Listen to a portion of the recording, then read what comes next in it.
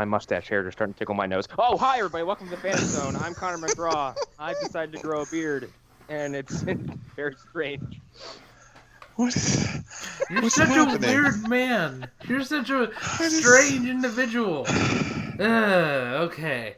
I have to keep you on your toes, okay? I can't open the show every time with my butthole burns, all right?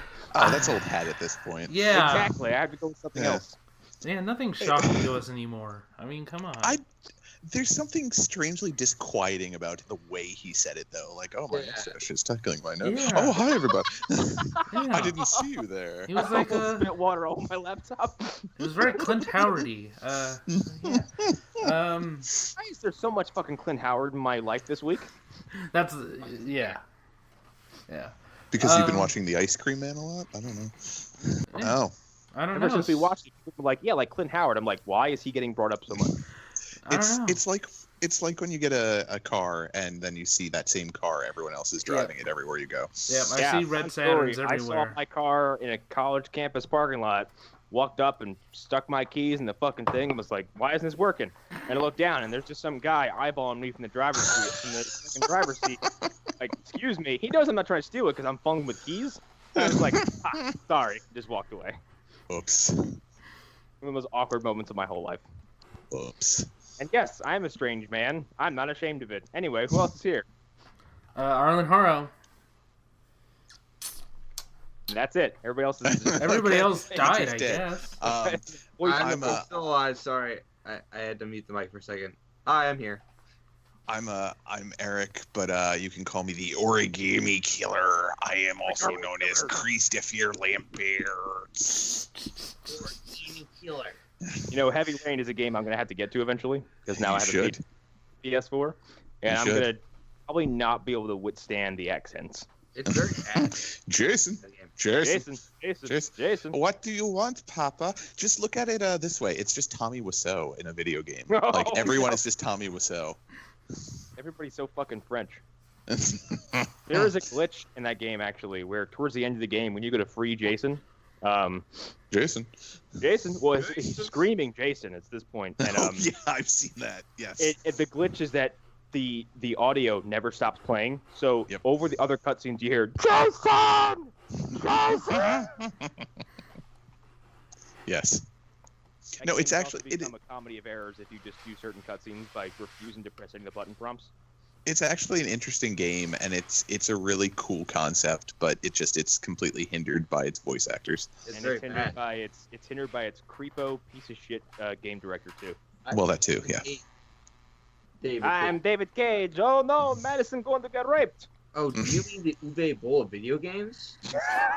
Damn. Damn. Uwe Boll fired. is probably experiencing his most prominent press position in years for all the wrong fucking reasons. Yeah. Oh, so you mean every time he has any type of press attention?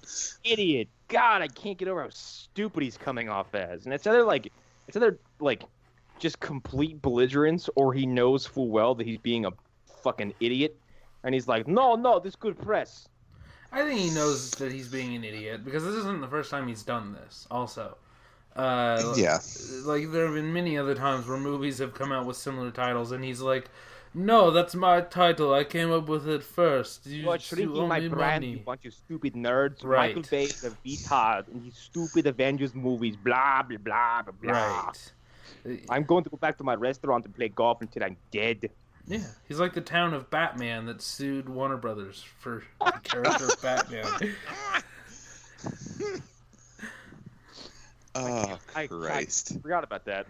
Anyway, that's not a news item for today, but that's just something everyone should be aware of, that Uwe Boll was a fucking thundering idiot. Yeah. Or at least be reminded of the fact. Yeah, just always remember that Uwe Boll is stupid. Yep. And if you need more proof, go listen to the movie dumpster for this week. Really? Yeah, please. Listen to how fucking miserable we were talking about that movie. That movie is like an hour and 30 minutes, and we had trouble piecing it back together right after we watched it. I could tell from this morning. I could tell. When you described that girl running into the ocean, I was like, "That's a thing that actually happened." Oh God, yeah. I mean, what was my comment? I was like, you mean when Uwe Boll ripped off the opening of Jaws wholesale? Oh, no, I know, but when she runs in with the knife, the girl who runs in with a knife and screams like David or whatever. Oh yeah, that too. All right, You mean the character of Liberty, who's a Japanese girl in a red, white, and blue booberific unitard who, as far as I understand, was a rave dancer who also knows kung fu, who's probably a sleeper agent. Mm-hmm. Fuck, Uwe Boll is subtle. My God. He's god awful. I know. And his understanding of how Americans talk is, oh, I want to have sex. Oh man, beer. That's it. That's all these people talk about until they start dying. Uwe Boll is like. I watched the Rampage movies a while back, and people like praise those movies. People praise those movies for the same reason they praise Postal, because Postal is like apparently his most earnest attempt at doing anything that meant anything. But it's and still people like, shit. oh, he tried. It's like it still sucks. Like garbage. Just because he put his best foot forward doesn't mean it was still good. The thing is, like, why are people so forgiving on that? Yet, if someone did that, like, let's say with brain surgery, it would just end up in someone dead. Like, if I try my hardest and build a rocket, it's my neighbor. Just because I was putting my best foot forward doesn't mean it was A, a good idea, or B, any good at all. I have this vision. I have this vision of this clankety-looking rocket with like super rocket written on it, but like the P is backwards and super the K rocket is on rocket. Yep. Written in fucking thick-ass red crayon. Yes. Sitting there going like, I'll prove the Earth is flat. Oh, God. Topical. Anyway, none of that's on the news docket, but fuck Uwe Boll. I'll take any chance to take a shit on him. What's the first story? All right, our speed round story, but I don't think it will be very speedy. Tom Hardy might not be wearing the Venom suit. Okay. Discuss. Get fucked, Sony. So I don't know if I believe this or not because of the poster, but I could be wrong. They could be that dumb.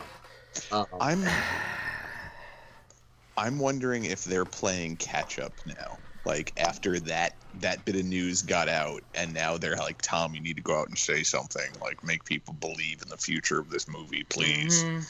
But part of me also thinks that Tom Hardy is super into this movie, so like him saying that it's not true at all makes it a little bit more credible for me. It does. Okay, here's the thing with this movie. I will forgive all of this if the last 15-20 minutes of this movie has him in full Venom getup, just wrecking people's shit. Oh yeah, like full on Fantastic Four 2013. No. Yeah, like if he's like tendriling people and slamming them against walls, or he's biting people, or he's just like fucking ragdolling idiots. Sure. Well, like don't get me wrong. I think the idea that was presented in the clip of an article that this information is coming from could actually be cool if handled well. Yeah. But you cannot sell us a Venom movie without him being in the suit least once. Part of me thinks that maybe you don't see him that often in the full suit. Right. Because it may be a thing where he can control it, like he can like do shields and shit out of it. And like or maybe he's trying not to let it out because he knows what's going to happen if he does. Yeah, I can see that. Or it could be that the only time he finally has the full suit on is when he actually has a true symbiotic relationship with it. Yeah. Like that they're working together. And I could see that working. Yeah, and I'm gonna give some context for people who just don't know this story real quick. So this is from a BMD article.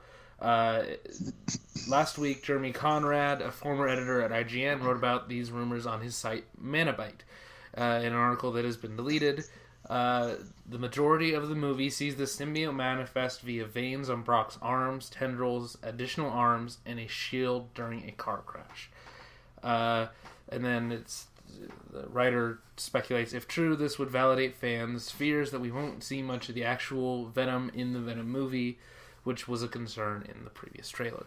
And then Tom Hardy replied to that with an Instagram post in which he basically he gives us an explanation for why Venom's going to look the way he does, because his biker gang has a patch that looks very Venom-esque.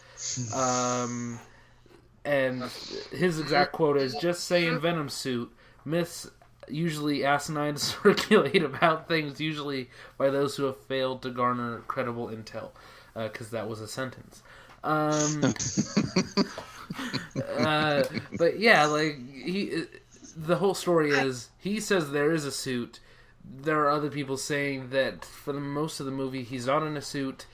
It's basically just he turns into, like, the Purple Man, kind of, almost. His veins turn black, I guess, and he throws people, sort of like a miniature Hulk. At least that's how I interpret that. I don't want it to be true, because, like, it's a Venom movie. How can you do this? Right. Well, Venom's got stuff. Because Sony doesn't fucking respect these brands. That's why. Yeah. No, they don't. Not at all. Well, there's two thoughts that I have about at least Tom Hardy saying that and then that article. One could be, yeah, Tom, they are shooting scenes with you in the Venom suit, but that doesn't mean they're actually going to be in this movie. Mm-hmm. The other thing is that, yeah, maybe this guy wrote something and it was completely out of context, or whoever the information was from hasn't actually seen where they're going with it. And here's the thing with this movie. Like, there's a lot of press coming out about this movie that is, like, one day something comes out and the next day something completely contradictory comes out. True. Yeah. Like, like, does anybody here know if Peter Parker's going to be in this movie? Fuck no. No. Every piece of information about it is contradictory. That's Yeah. true. Maybe Pascal is like, maybe. And then Tom Hardy's like, yeah, no. No. Well, and that's the other big problem, is that, like, you'll have a source come out with information and then it's whispered down the lane through the internet. So it goes from Peter Parker not denied to be in the new Venom movie, and then it turns in he's definitely in it, and we have exclusives on what scenes he's in, and it's impossible to discern what's anywhere near truth and what isn't at this point with this movie. And Sony isn't helping themselves by continually having contradictory information coming out. True. Like, this all reminds me of I brought this up in the show before Batman vs Superman came out. A quite literal quack wrote a 15-page dissertation about how Batman vs Superman is secretly Dark Knight 4. No. Ben Affleck this. was playing Deathstroke. That Christian Bale was confirmed, and that Joseph Gordon-Levitt was in the movie. Yep. I forgot all about this that. Other bullshit that was based on nothing. Yeah. I forgot about that. And I think that kind of stupidity is damaging to a movie, because if you spread a bunch of false information like that over these, don't try to control the tide of like confusing nonsense. Your audience could be like, I don't know what the fuck this movie is actually supposed to be. Mm-hmm. Well, and if I remember correctly, didn't the Ben Affleck is playing Deathstroke actually gain some traction too? Like, people were actually getting behind that idea. Yeah. Yes. But I think finally most of the internet was like, are you insane? Like, this is not happening. The only part that never died was Jason Todd as the Joker. That's the only part that still exists. Now, after Suicide Squad happened, people were like, oh God, please let Jason Todd be the Joker. This can't be the actual Joker. Yeah. But like, I don't know, this Venom thing, it could mean a lot of things. I mean, if we think about it, I mean, this is a bad example, but like Spawn, Al spends a lot of his time just as a burnt corpse. True. So that's a thing, I guess. But he still has the base suit on. Yes. Like, that's the thing. Like, this is making it sound like... And quick idea, I mean, Cletus Cassidy is supposed to be in the movie, if I remember correctly, right? Like, that's who... they've that's confirmed who Carnage. They haven't confirmed an actor or who Carnage is supposed to be. Well, here's the thing. Anti-Venom has also been rumored. So, what the fuck? What is this movie? I don't know. Well, and I thought the actor who was earlier, and my brain took a shit. I thought the actor who was in Night of the HBO show, I can't remember his name. Right. He was the one who's supposed to be playing Cletus Cassidy, because he's the one that you see in the suit in the insert effects reel here trailer, standing in front of that black bubbling goo, and he was supposed to be playing Cletus Cassidy. Theory that I have is that, let's say he ends up getting whatever part of the symbiote that they're able to use and goes wild with it, and that forces Tom Hardy's character Venom to actually become Venom near the end of the movie. Like, that's the only thing I could see that would make it work. That that's he's finally like, yeah. It's not great, but yeah, it's at least a reasonable and feasible plot line. And here's something else that someone brought up on a Facebook post of mine. What does Sony like to do with the Spider-Man movies that pisses everybody off? Oh, well, change everything with them. Last minute. They like to take the fucking mask off of the suit of the hero and expose his face for God knows how long, because, oh my God, we can't have a movie, we don't see the star's face. Oh my God, what are we going to do? Yeah. They also did the same mistake with Topher Grace. Mm-hmm. Yep. So we're going to give him teeth, though, because that's cool. Vampire fangs. Yeah, because that happened all the time in the comics. Right. Okay, so Riz Ahmed is Carlton Drake, so that's very... That's very different. Yeah. So, but you are right, he is rumored to be Carnage. That's one thing that hasn't gone away at all. Yeah, I don't know, like Connor said, there's been rumors of anti-Venom. At this point, before the first... Amazing Spider-Man came out, there were still rumors of Proto-Goblin, which for those who don't know what Proto-Goblin is, he's basically a demon. He's like a man who becomes like Goblin. Yeah. Well, there's also been rumors of who are the fucking symbiotes from Separation Anxiety? Oh God, I don't even remember their names. Shriek. Okay, Shriek has been rumored. Yeah. And somebody else has been rumored. Some of these things could have actually been shot. That's the thing. Some of these could have actually been done, but then they'll just get edited out. Mary Jane from Amazing Spider-Man 2. An entire character and arc was just rocked out of the bottom of that fucking movie. Yeah, and it happens all the time. They told her she was going to be in the next movie. That's true. They told her she was going to be in the next movie. I feel so bad for her. That's the dick move. That's a real dick move. Yeah. I mean, she doesn't care. She's got that Divergent money. Yeah. Yeah. Divergent money. But no, like Divergent money that apparently wasn't enough to have her do that TV show. Yeah. I'd say no too. No, she came to me and said, "Hey, your flagship movie series that you're a star of, it sucks really bad and it's failing. So why don't you do a TV movie? Get bent." She's like, "I have enough organic shampoo to last me forever. Okay." I'll go teen dramas until I'm dead. Yeah. But yeah, I don't know. I don't know what's going on with Venom. Like I said, that neither does Sony. That proto or whatever demo goblin thing that was in the movie. The actor who played him from Life of Pi, he's like the Indian doctor. Holy shit! I think I remember this now. Yeah, that guy. I can't remember his name. He was in the movie. He's in the bridge scene with the lizard and shit. And oh my God, that actor's in the movie, and he had an entire subplot that just got cut out. So things could change drastically by the time this movie comes out. So yeah, sure it will too. Probably multiple times. All right, I think that's. Are we good on the Venom thing? Yeah, I think so. All right, first main story. Just X-Men in general. Just the X-Men. Let's talk about it, I guess. Or delays. The New Mutants delays make sense because apparently after it was so good and so successful, people in Hollywood were like, wow, people like rated R horror movies that are actually scary. Yeah. Well, I think at least with New Mutants, the delay has a lot to do with them deciding to add Warlock too. Yeah. This was something Arlen and I were talking about a little bit before we recorded last night. I think adding Warlock is a good choice. Yeah. Because such an interesting way to play with that character. Mm-hmm. He's fucking horrifying. Like, he is. Yeah. And I think he could work really well as, if they're not going to tell the Demon Bear story that they seem to be hinting at, they could still tell it, but have him be the main antagonist of it. Yeah. And then have a redemption arc at the very end, or whatever the case they want to do. Yeah. Yeah, or just like he doesn't understand what's going on. He's like trying to communicate with them, and he's not doing well. He's doing a very bad job.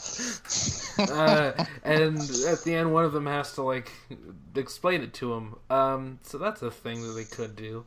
And also something I brought up when we were talking is like, two of the most important people in both of these movies are Arya and Sansa. They're both in these movies. In separate roles. Shit, that's right. And Game of Thrones is still shooting. And they have to do reshoots as well for the next season. So X-Men has to schedule around Game of Thrones because Game of Thrones has I believe it's called Priority in Hollywood. Yeah, it's called. It's better than your fucking. Well, shit ass X-Men movies. It's also a contractual thing. It's like you sign a contract saying my show goes first over this thing that you do in the future, and if anybody tries to tell us different, fuck them.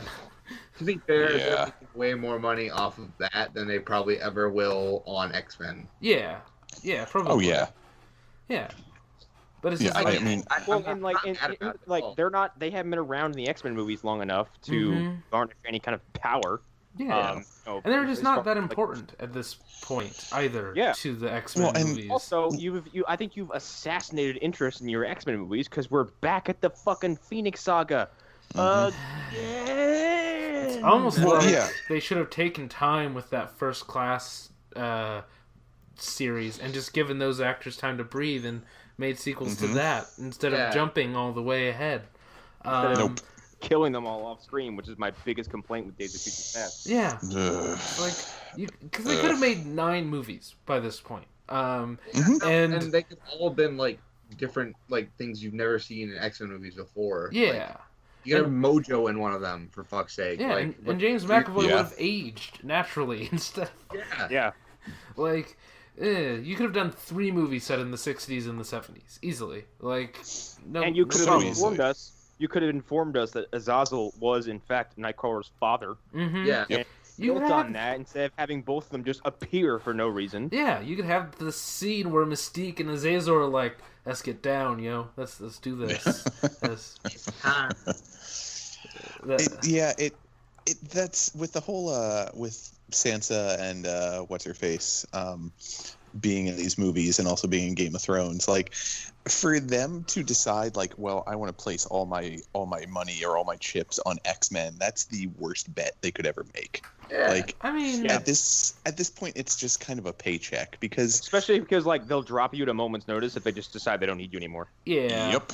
Well, I think for Sansa that was the choice of like, well, it's money, and I mean, this Game of Thrones contract, it's doing well in the long run, but I don't know how long my career will last after this. I've seen what happens to other people who are on giant hits and they don't cash in, and they just get lost.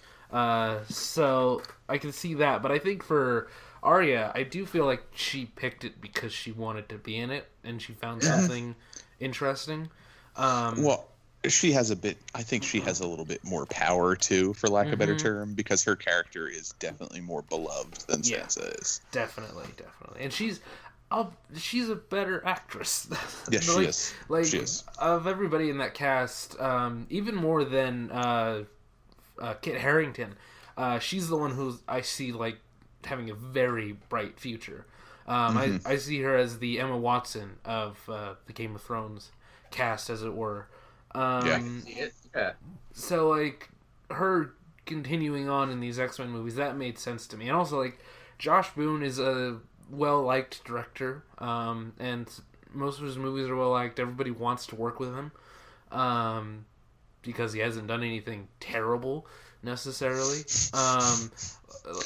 So yeah, I don't know. I'm New Mutants. I'm not that really I'm not really sure how to take it or like how to react to it. I don't know if we should be like excited or not. I think we have to give it some time, really. Well, I think we should wait till we see more from it, honestly. The other thing to address here is, and it's something I mentioned to you, Arlen, was a lot of people have brought up the fact that, like, oh, well, it's getting pushed back so much further, 2019. Like, could this be because of Disney? Yeah. And while I don't want to go completely down that rabbit hole, but I did throw out the idea to you that could it be that the Fox and Disney deal has been going on a little bit longer than people know about, and it could be potentially closer to completion than people even realize, and that could have some effect on why these movies are being pushed back? Maybe. This is the thing, and I should have looked this up after we talked about this yesterday, you and me. But I don't know if legally they're allowed to just make the deal that way.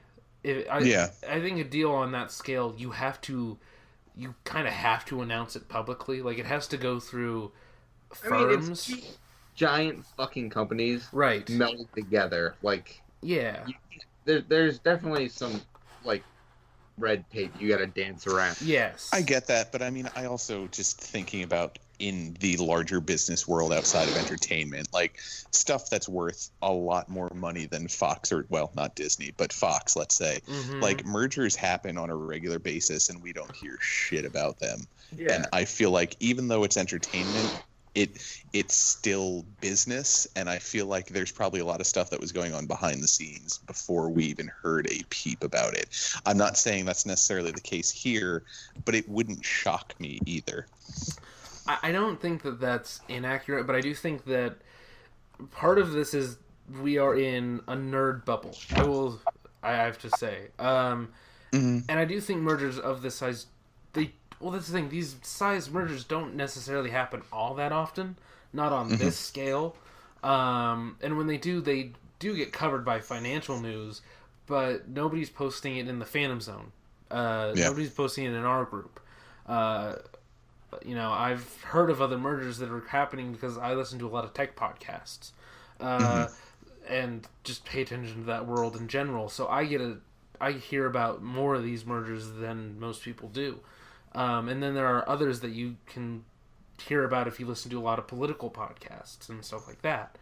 So these things do happen, and I do think to some degree you do have to announce these things publicly, because if you don't and these things get leaked, you don't control the story. And I think that after a certain point, they had to make it a public announcement. Otherwise, good point. Because you're a lawyer and you're bound by attorney-client privilege, but there's also the reporter's duty to protect their source. If you go to a reporter and tell them, and they can find a confirming source that doesn't include your name, then you're good. You're golden. No one never knows who you are.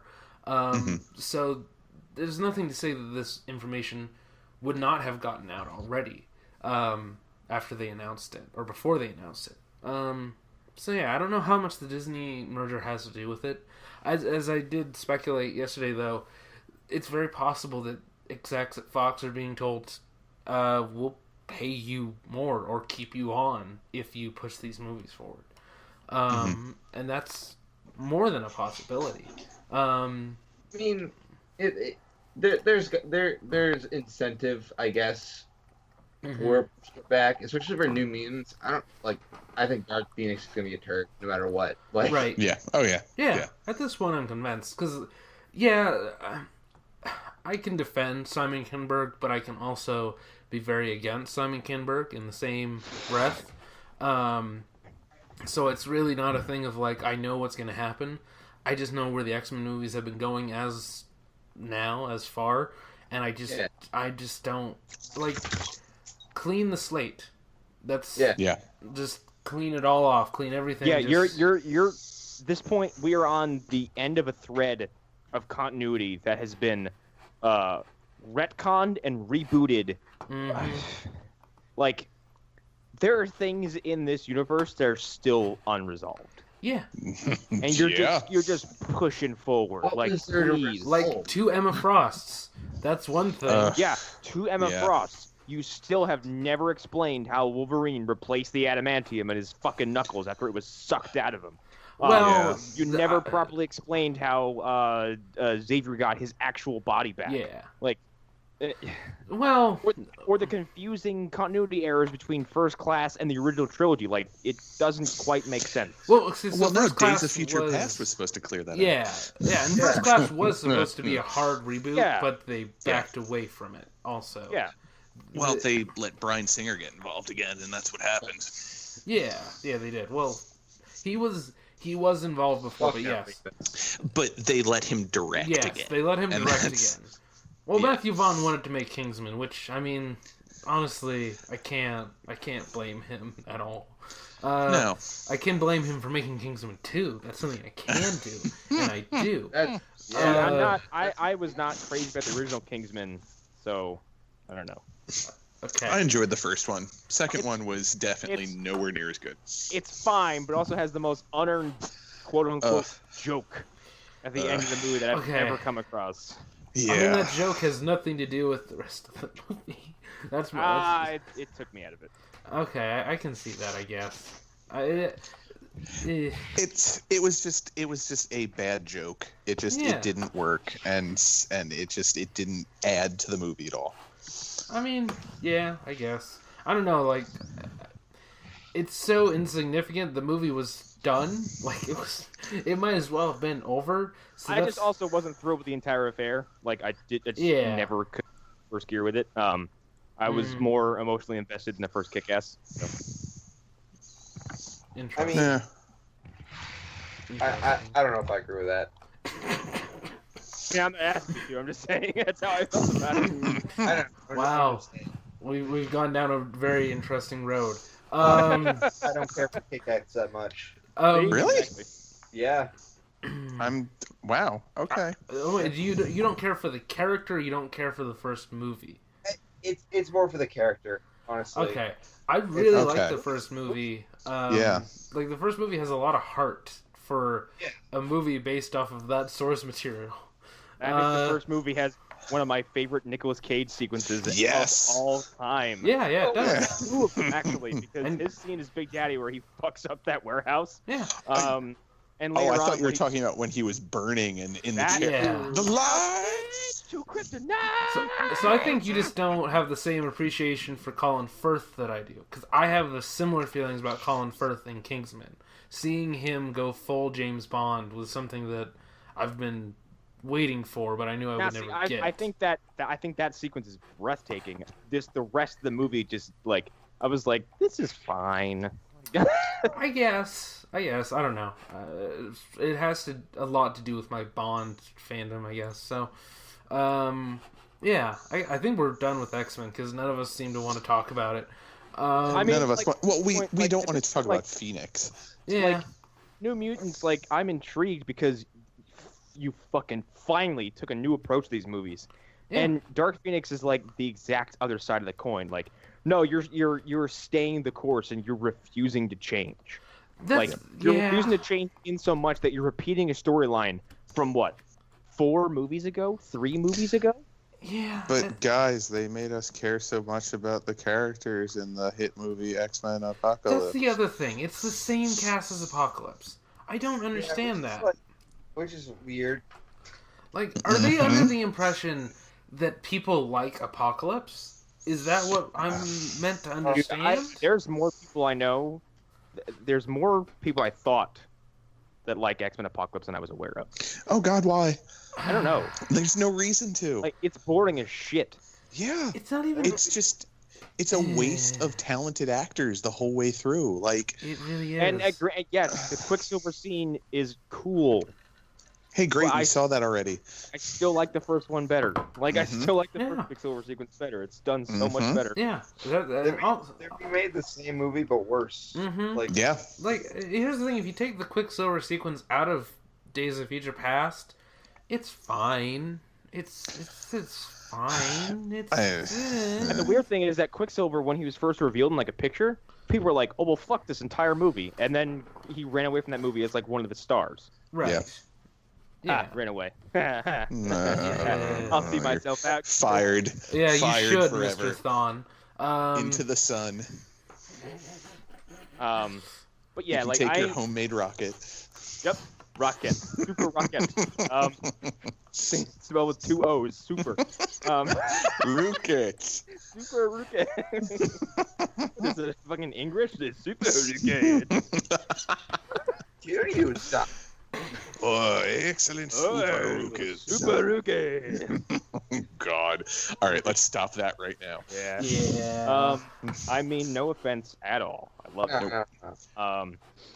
Anyway, yeah, I don't care. Fuck the mainline X-Men movies. Like, I'm kind of done with them. Like, Yeah. offshoots. I prefer this New Mutant stuff. Like, give me more Deadpool, Logan. Well, I mean, not Logan, literally, but like more stuff like that. Things like that. Like, yeah, like at this point, they're on a streak of good movies as far as I'm concerned with Logan. So like, just keep it going. Like, Deadpool 2 is at least going to be fun. And that's at least take an X-Men character who isn't Wolverine and do something similar, right? And make us like the Kitty shit up. Pride. Yeah, that Kitty Pride movie In a sounds house. amazing. Like, that's In a house. Yeah. With a demon. Like, I think the Best Friends or Game Grumps has said that like they would have much rather X-Men Apocalypse have been following Magneto as he struggled to live a normal life, and you follow him like up to that point where his family's killed, and then you watch him become a villain again. Yeah. If that movie was from his perspective, that's a way more interesting story. Yeah, totally. If they had made that movie basically First Class Part 2, like, it's far more interesting. Or this guy who's trying to he's trying to do that thing that Xavier told him to do, find the balance between rage and serenity. Yeah. And like the world keeps pushing him towards rage. And you can even have flashbacks of him at the height of his terrorist-iness. Like, just him just like butchering so many people. And you can just like do like The Godfather 2, but with mutants. So yeah, like, I don't know. I don't. You should have gotten Easy Pass. God damn it. Not the same movie. I know it's not. That joke will never work on me because it's not the same film. Okay. Let's go to something more infuriating, but still bad. Colin Trevorrow is directing Jurassic World 3. Fuck Colin Trevorrow. God, I hate him so fucking much. I've never hated a director so much after one movie. So here's the thing. Here's what I'll say. I think it's because every picture I see of him, he's not fucking smiling. No, he's not. And he really seems like Steven Spielberg just has his thumb up this dude's butt and is treating him like a goddamn puppet. Like, yeah, that's what it seems like. He doesn't feel human. He feels like a fucking robot that Spielberg designed in a lab. Yeah, I buy that. I don't understand how the person who directed Safety Not Guaranteed, which I enjoyed that movie. Yes, I enjoyed that movie. So did I. It's a good film. I don't understand how he's done what he's done now. I don't get it either. There was so much potential there. Colin Trevorrow is one of the most unearned mainstream directors I think I've ever seen. Yeah. Because he does this movie that is like Rian Johnson's a different story because Rian Johnson did like a slew of films before he got handed Star Wars, and before he got handed Star Wars, he did Looper. Okay. And Looper is an awesome sci-fi movie. Yeah, yes, like it is. that dude earned my respect through that movie, and apparently his other movies like Brick is Brick good. is phenomenal. Brick is amazing. Yeah. Yes. Brick is good. The Brothers Bloom is good. Yeah. Worked his way towards Star Wars. Colin Trevorrow walks into Jurassic World, and I don't care what anybody says, you cannot convince me that he didn't do anything but an average job on a monster franchise like Jurassic Park. It felt like he was sleepwalking. That movie is so fucking uninspired and dull. Yeah. And it made $2 quadrillion. Yeah. Blows my mind. Did he do 2? No, 2 is Jay Bayona. Or J.A. Bayona. Who now?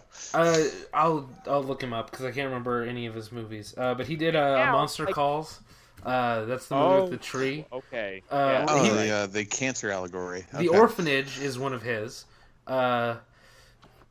okay, see, that's a guy who actually, just from those two, because I want to see a Monster Calls and I've seen Orphanage, that's got a modicum of my respect. Yeah, The Impossible. Jurassic World 2 still looks like dog shit. Yeah, The Impossible is the movie about the hurricane with Ian McGregor, and he gets separated from his family. That's Pa Kent's cousin, the hurricane. Yeah. Also, he directed 2 episodes of Penny Dreadful. Oh, okay. Oh, right. Okay. Huh.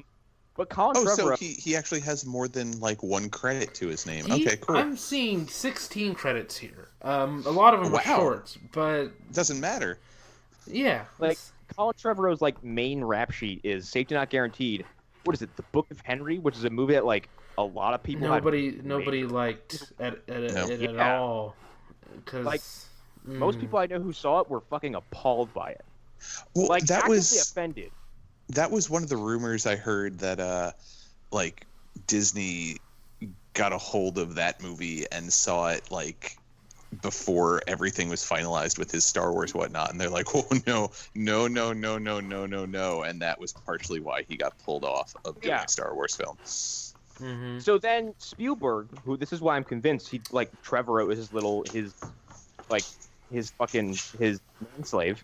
Like, you get booted Star Wars and you just hand him the 3rd Jurassic World movie? Fuck off. Like, I mean, so the problem is, and this is let's name it for the show, the David Goyer problem.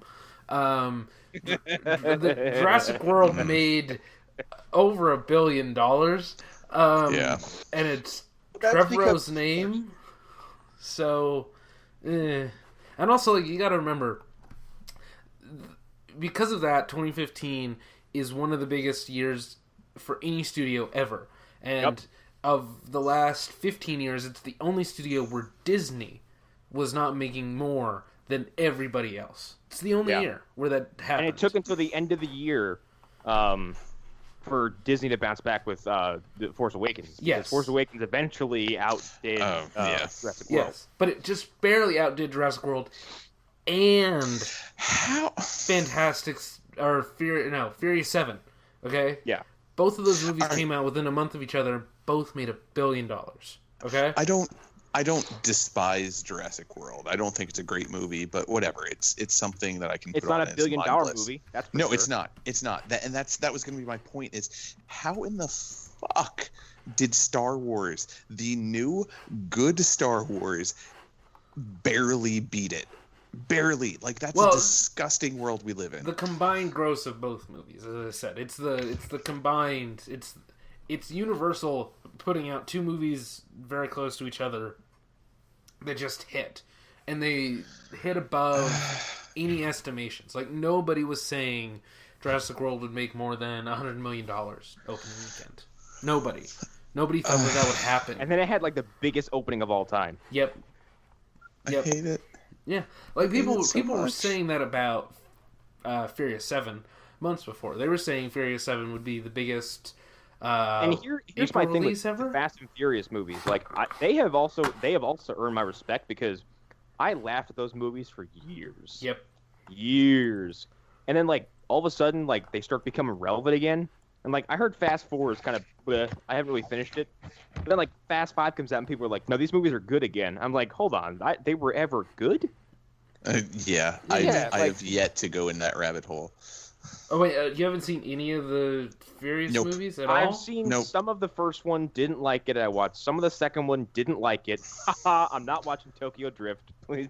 No, Arlen, to answer your question, no, I haven't watched a single Fast and Furious film. Wow. Wait, Connor, you too? No, see, I dove in at... I watched most of 4, and then watched 5, watched 6... I watched 7. I haven't seen 8 yet, and like I think they're fun. They're ridiculous. And that's the thing. It's not like I'm like, no, I refuse to watch them. It's just like, yeah, I need to get around to watching them, but I've got so many other things that I can watch that I know actually might enrich me in some way. I am one of those people who is like, I like Vin Diesel. I think Vin Diesel's good at what he does. And what he does is he's a fucking brick shithouse who grunts and growls, and that's what he does, and that's what I like him in that role. Yeah. I think Riddick is awesome. Yeah. Oh yeah, no, the Riddick movies are fun. I really enjoy them. Yeah, and like it sucks that he has to fill a goblet with blood and do 10 Furious movies before he's ever allowed to do a Riddick movie again. It's fucking ridiculous. It's so stupid. Or his Hannibal movie Pascal. that he wants to do. Yeah.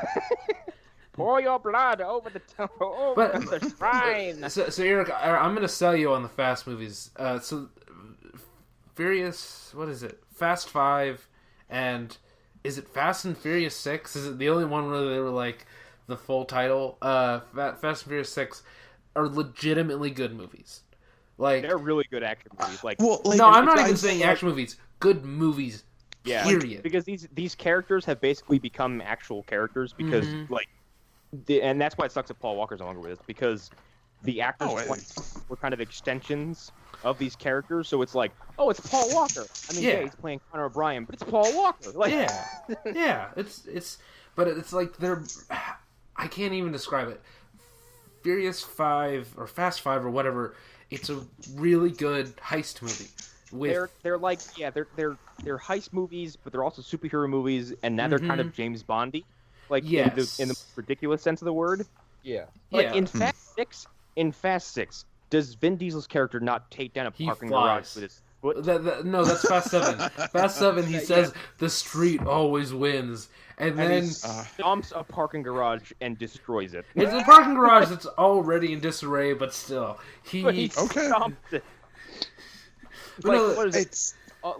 What's it? The villain, Owen Shaw in the 6th, has a car that is specifically designed to drive under other cars and send them flying into the air. It's shaped like a whip. Okay. No, so 5 is you meet the team, you fall in love with the team. 6 is it's the team versus the evil version of the team. And that's why I love it so much. Because it embraces the ridiculousness of the whole concept. I think the thing I've had the hardest time divorcing myself from is knowing how those movies started, which was Paul Walker was an undercover agent trying to stop these guys who were stealing DVD players and whatnot from trucks. So here's the thing, that's the best part. They don't try to retcon that at all. They do not retcon it at all. The continuity for these movies actually becomes kind of nuts because 4, 5, and 6 take place before Tokyo Drift. No, before Tokyo Drift. I thought Tokyo Drift was the second one. No, the second one's Too Fast, Too Furious. Oh, okay. Of course. Why didn't I realize that? Jesus Christ. So, this is why I kind of respect the series now. They spend, 4 or 5 years, retconning things to make more sense from a story perspective so everything ties together. Mm-hmm. And it's still stupid as shit because, at the end of the day, what's it called? What's his face's character? Jason Statham murders one of Vin Diesel's friends, and by the end of the last movie, Vin Diesel's like, "Hold my kid, because we're a family now." Because he turned face because that's family. Because those movies, they're just wrestling. They're just wrestling in movie form. Okay. Yeah. Okay. Trust me, if you watch 5 and 6, you will not feel like you wasted your time. Okay. I can't speak for 8 or 7 on the same wavelength. 7 is very emotional for reasons that have very little to do with the actual movie. It's more the Paul Walker of it all that makes the movie kind of good, and the way that they treat his departure elevates the movie in a way. They're very respectful of that actor who, let's be honest, Paul Walker is not a superstar. Yep. And they treat him like he is a fallen hero, and it's really impressive. Well, what was the movie Paul Walker was in? Monster in the Closet? No, it was the one where he was fighting whatever Russian mobsters that wanted to get that one kid. Dude, Running Scared is so good. Running Scared is awesome. I love that movie. It's so good. That entire part where he beats the hell. Well, no, his wife holds those child molesters hostage and basically sends them to the police. Entire part is so good. Running Scared is good, and his wife is from The Conjuring and Vera Farmiga. Yes. Yeah, Wow. no, that movie is fun. Like, I really enjoyed And that. Like, it's shot like it's shot like beautiful. on fucking drugs. Like, it's done so well. There's weird camera angles, and like there's an entire scene lit by a black light, and it's inside of a hockey rink, and like people are bleeding all over the ice, but because it's a black light, the blood is like blue and black. Yeah, it's great. That movie's crazy. I So love not that the movie. Billy Crystal Gregory Hines movie, right? No, not that no, one. not that one. No. Yeah, No, I saw that Spirit movie. is great. Yeah. Of course, you've seen that because you're so old. Yeah, exactly. Okay, well, we were talking Don't about talk to Jurassic your dad World. like that. Also, Jurassic World made $1.6 billion. Furious 7 made $1.5 billion. Furious 7 deserved it more. Yeah. Yeah. But that's why Trevorrow is back, and I feel like that's the gist of the story. But yeah, he's not a competent director, at least I don't think he is anymore. He might have been. There was a world where I was excited for Jurassic World. Me too. Actually, leading up to, like, I think by the time it was like 2 weeks before release of Jurassic World, I was like, something is in the air, and I'm no longer excited for this movie. Mm-hmm. Well, what Marvel films were coming out around the time of Jurassic World? This would have Like, been 2015, so not Civil War. I'm trying to figure it out because Ant-Man. Ultron. Okay. Ant-Man. Ultron, actually, right before. Okay, because I know. I mean, we all know that there was a lot of negative public backlash towards Age of Ultron just because of shit with Joss Whedon, which we've discovered later is kind of well deserved. But I feel like since Jurassic World had come out, superhero movies, both good and bad, have stepped it up. Same thing with Star Wars films. I don't see any possible world that this next Jurassic World movie is going to do well. Like, it'll make its budget, but it's not going to be this runaway success that they're expecting. Hell, I don't even expect Part 2 to make that much money.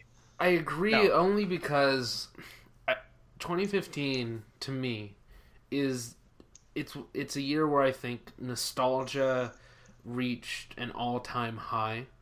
Really? 2015, huh? Yeah. Well, no, because you got to think of it. Force Awakens came out, and there are still people who insist to this day that Force Awakens should have won an Oscar for Best Picture. Okay. Whoa, let's slow down a little bit there, Chunky. Okay. Yes, and who have told me that it is better than Creed. It is not better than Creed. That is heresy. But also, like, Creed came out, and, like, people also love that movie, rightfully so, however. But no, like, Jurassic World came out, a lot of other movies came back that year that got more leeway than they should have. I think that's when Genesis came out. Oh my god. I believe, Or as I call it Genesis. Geniasis. Genesis. I'm calling it Geniasis from now on. The movie that killed Matt Smith's career in Hollywood. Sounds like a fucking disease. I'm dying. I have Geniasis. Wait, he was in that movie? Yes, Yeah. he's in that movie as Genesis. Dude, he is Geniasis. He is the voice of Genesis. He He's says also on... he's in the first 5 minutes of the movie too. Yes. He's the one who grabs John Connor. Yeah. Because he's a robot. He's a secret robot. I can't get over and now I'm putting that word in the fucking Amazing Spider-Man 2, how it should have ended. I have Geniasis, son. Look at my fingernails. But anyway, 2015 was like, oh, all these things are coming back that we all loved, and some of them were good, some of them were bad, and Jurassic World rode that nostalgia harder than any other movie, I think, other than maybe Force Awakens. That's one of my biggest problems with it, because like I don't want to turn this into Jurassic World 2 or Jurassic World review, but like once that T-Rex showed up, I felt like the movie was going, look, the T-Rex, and it's got scars. It's Right. the one from the first movie. Aren't you happy? Fuck no. Something I just thought of too is when did the Jurassic Park Blu-rays come out? Because I feel like that wasn't directly related to Jurassic World coming out. I feel like they came out before Jurassic World came out. They came out when the 3D re-release of Jurassic Park came out. All right. I'm kind of wondering if the readily available, beautiful-looking versions of those movies made people very nostalgic, and Jurassic World just hit at the right time. That's true. It's also this. I saw Jurassic Park at a very young age. I watched it with my dad. And I'm sure a lot of us... I saw that shit in theaters. Yeah, same here. Yeah, because you're old men. Hunter, do you have the same experience as I do, where you watched it as a kid? Like you were. I have shits older than you. I watched it on VHS actually. Yeah, like we watched it as kids on VHS, and like I wouldn't be surprised if I time traveled back to a theater with a young Connor and a young Eric. There would have been even younger kids there, and there were young kids in my screening of Jurassic World, like 3 years old even. It's a movie, oddly enough, and a franchise, oddly enough, where it's all right to bring your kids. Yeah, even though I was scared, like I had raptor nightmares for months. I still can't see when Ellie is in that tunnel. I can't watch that scene when she's in the tunnel and she's excited and she's like, "We did it!" And then the raptor comes out. I can't do it. I just. Oh God! I was 15 when that movie came out. Anyways, moving on. Mm-hmm. Yeah, before you old man. Old jokes to you. I know. I just turned into a ghost. It's okay. Don't, like I said, when I turned 30, a fucking coworker walked to me and said, "Hey, congratulations, you're like half dead." I was like, A, fuck you. B, how do you know I'm dying at 60? They've seen your future, Connor.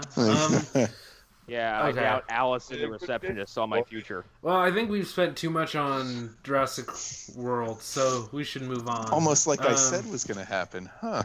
Yeah, okay. And I'm looking at my math, and the next story is actually the Lock and Key pilot, so that's what we'll do. Why wouldn't Hulu pick this up? I don't understand. I have no idea why they wouldn't pick it up. Like, this would be a coup for them. Right, and I'll explain, as I said in pre-show. Who publishes Lock and Key?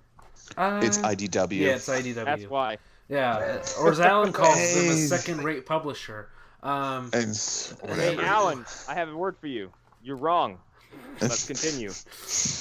But go ahead. It's a pilot. That's the important point. It's a pilot. It's not them saying we don't want the show.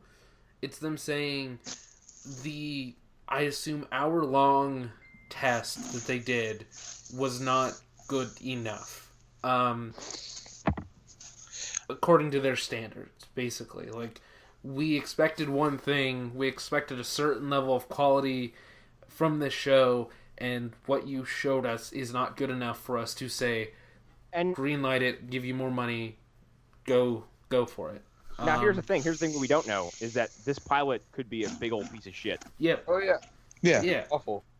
It could be, but that's true. Okay, that completely defeats my point. It could be that, or it could be that it's okay, and the powers that be at Hulu were like, well, this isn't Marvel and this isn't DC, so what do we do with this? Yeah, exactly. That's kind of my thinking more. That because they don't see a superhero angle that they can continue to market and have offshoots of, that's why they're like, oh, well, let's not do this, because Lock and Key has a definitive beginning, middle, and end. Mm-hmm. There's no real room to do offshoots, except if you want to tell stories that might have taken place beforehand, but even then, though Joe Hill has written one or two like short stories that take place before the main storyline of Lock and Key, and that's about it. Well, so here's the thing. I don't know how much involvement Joe Hill has, but Hulu is in the Stephen King business right now. Mm-hmm.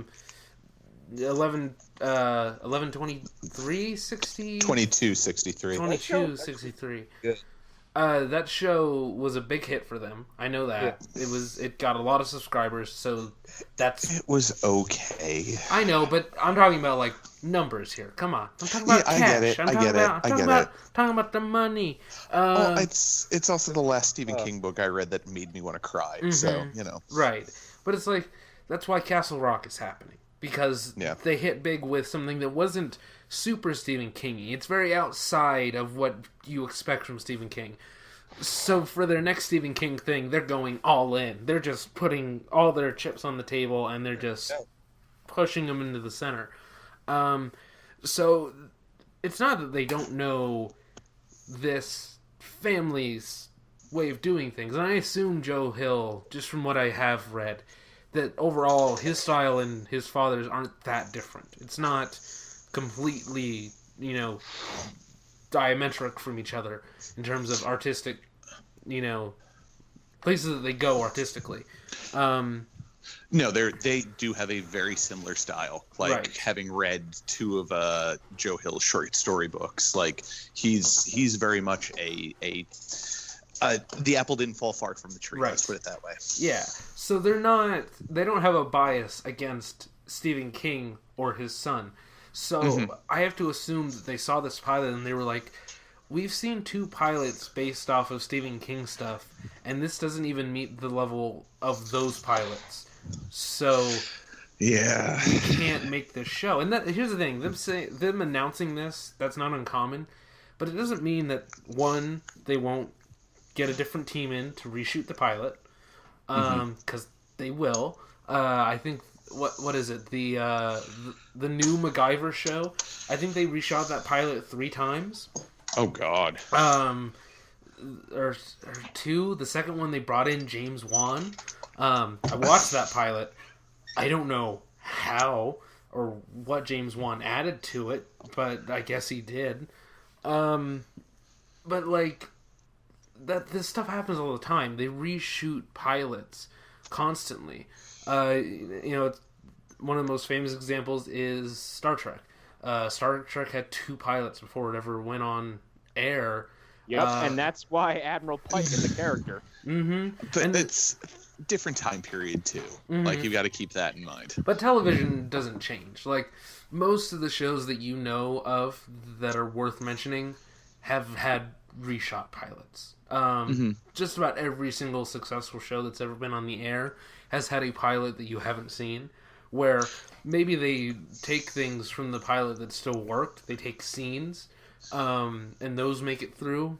But I can't think of a single show where things didn't go through a massive change in the pilot. They reshot the entire pilot of Game of Thrones. Well, the thing I don't understand with this Lock and Key pilot, though, is like, all I heard was, hey, there's Lock and Key is being optioned at Hulu, and then the next thing I heard was they didn't take the pilot. Like, I heard nothing about who was in it or who was directing or anything along those lines. I'm reading an update right now. It's being shopped around elsewhere too. It is. Yeah. Okay. That's another thing. Like, and the thing with pilots is you can do that. And that's more than what you could hope for too. There's a case for Netflix where I discovered a show that was a 3-part pilot, and it's really interesting, and Netflix dropped it like a bad habit. Is it What was that? Residue. Oh. Residue's fucking good. It's a weird British sci-fi horror series. That's the one with the woman who played Tonks in the Harry Potter movies, isn't it? Yeah. Super good and ends in a massive cliffhanger, and Netflix is like, eh. And it's like 3 90-minute long episodes. It's basically 3 movies. And then it never got picked up for a full season. Now I don't know if I should watch it or not, knowing that it has a cliffhanger. It's still fucking great. Okay. Okay, I'm not seeing who the showrunner was supposed to be, but real quick, Joe Hill wrote the pilot. Andy Muschietti directed the pilot. Oh, shit. So they got the director of it, and they got Joe Hill to come in and write the script for this pilot. Again, then maybe now I'm not too worried about the quality of the thing, and maybe they didn't know what the fuck to do with it. Yeah, I'm not seeing a showrunner though. That's the thing, which does give me a little bit of I don't know about this. Is Muschietti going to be directing the second part of it? Oh, I'm guessing he is. Possibly. Yeah. Okay. You bet. Yeah. That was the thing I thought I'd heard, was that it wasn't a definitive yes on his part. It was probably, but not 100%. No, I like. Well, go ahead. Because in television, nobody does that. So, yeah. Yeah, I was just gonna say, why not? I mean, if he's not on lock for that, like, bring him in and work around him, because I mean, what he did with True Detective was fucking amazing. Or no, I'm thinking of somebody else. Never mind. I'm thinking of the guy who was gonna direct it. Yeah. But still, like, I don't think that would be a bad thing for his career to be like, oh yeah, I did it, and now I'm doing this other equally scary thing on a different level for Hulu. But I think the reasoning is time. That's the only factor. Is it takes a lot of time to do that. And also knowing that Joe Hill wrote it, maybe Joe Hill's writing skills when it comes to television aren't exactly up to snuff. Possibly. That's always an option. Because Stephen King wrote and directed Maximum Overdrive. I mean, he was on a lot of coke, as he's admitted. But yeah, no, I see what you mean. But like, that's the thing. Sometimes when you come over from one format to another, your skills don't match necessarily. No.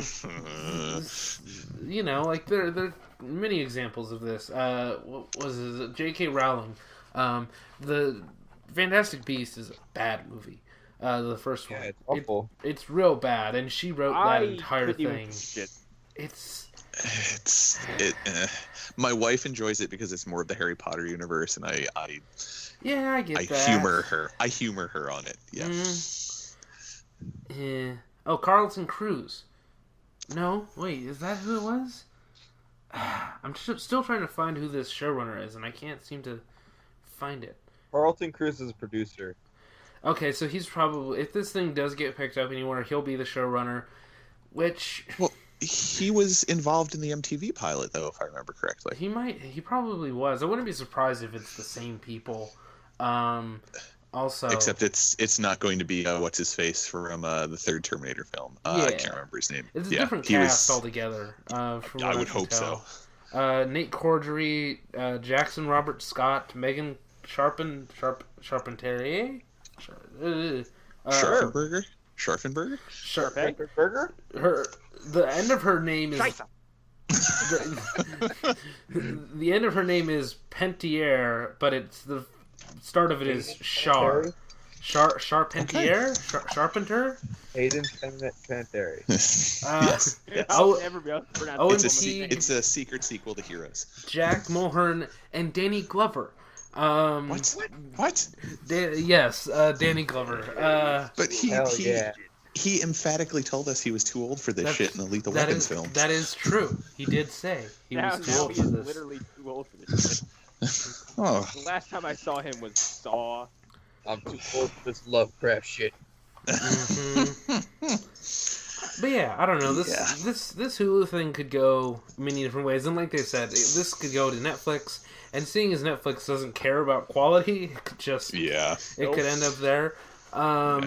So yeah, I don't know, but I am interested, and if it does make it anywhere, I will give it a shot. Oh, definitely. I've only heard good things about Lock and Key. So yeah, I guess it's on the Lock and Key front. Now we're moving on to Rom the Space Knight.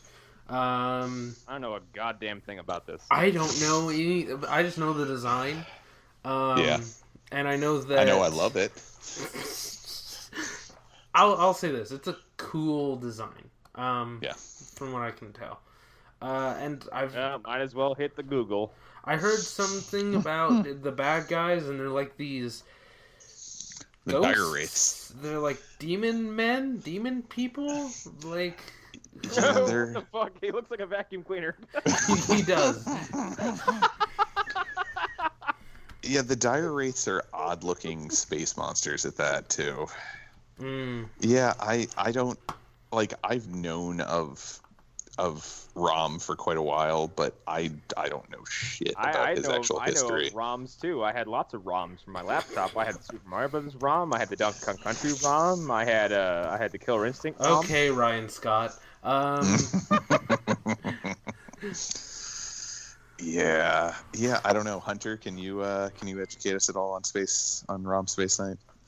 Rom Space Knight was a Marvel character.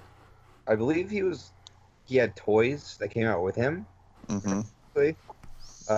He fights the dire wraith like something called a neuralizer or something like that.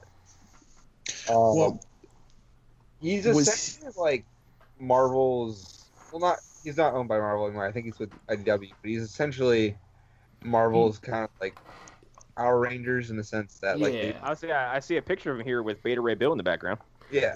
No, so he started as a toy in Hasbro's toy line as like a spin-off of the Transformers. So he was part of the Micronauts, right?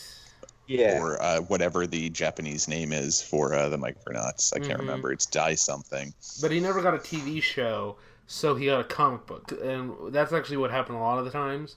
Like Transformers got a show because the comic book was successful. So did He-Man. So did G.I. Joe. They all had comic books. Locke actually has shown up a couple times in the Marvel Universe prior. I'm sorry, he looks like fucking Mega Maid from Space. Yeah, but like he's actually successful enough to like show up multiple times.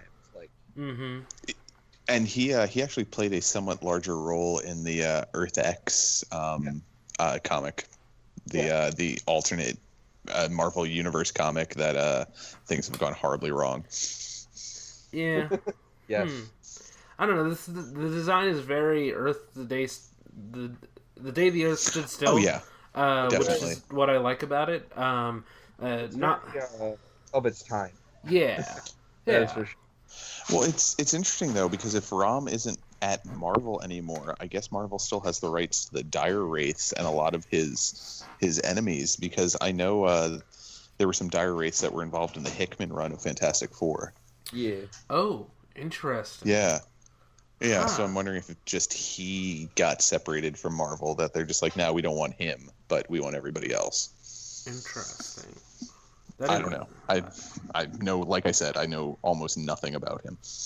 Huh. It might be that they co-own some of the villains, some of the Dire Wraiths. Yeah, maybe. That's because interesting. the Dire Wraiths were created for the comic book. That good point. Yeah. Yeah, so it's probably is like a 50-50 thing, and it might I know that the deal with Fox at the moment, assuming it doesn't change, is that Fox owns the Skrulls, but Is bizarre.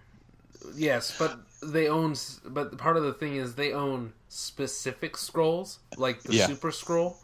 But Marvel can use Skrulls in general if they wanted to.